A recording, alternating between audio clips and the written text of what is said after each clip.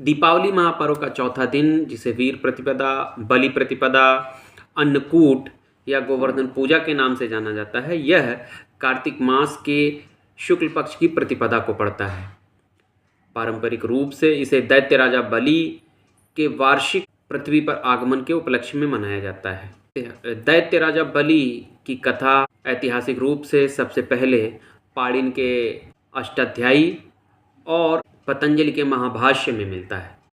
तुम्हें मेरे परम भक्त इंद्र का पद प्राप्त होगा, तब तक तुम सुतल लोक में अपने दादा महाराज प्रहलाद के साथ आनंद पूर्वक निवास करोगे।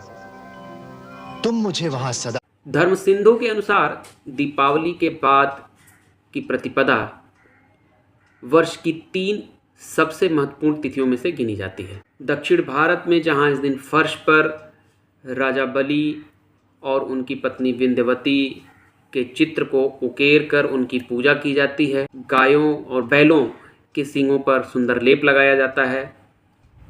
गुजरात और महाराष्ट्र में इस दिन से नया संवत्सर शुरू होता है। वहीं उत्तर भारत में गोवर्धन पूजा के रूप में इसे मनाया जाता है।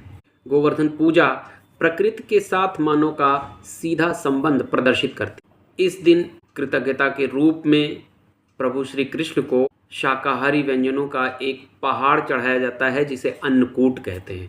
यह दिन भागवत पुराण में उस घटना का स्मरण भी कराता है जब इंद्र के कोप से पूरे ब्रज क्षेत्र में मूसलाधार बारिश हो रही थी और भगवान श्री कृष्ण ने गोवर्धन पर्वत को अपनी एक उंगली पर उठाकर पूरे ब्रज क्षेत्र की रक्षा की थी।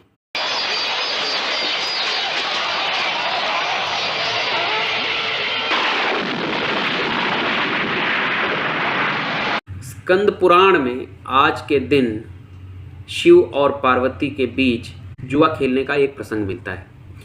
इस प्रसंग में भगवान शिव अपने सारे आभूषण, अपने सर्प और अपनी सारी चीज़ें माँ पार्वती से हार गए थे।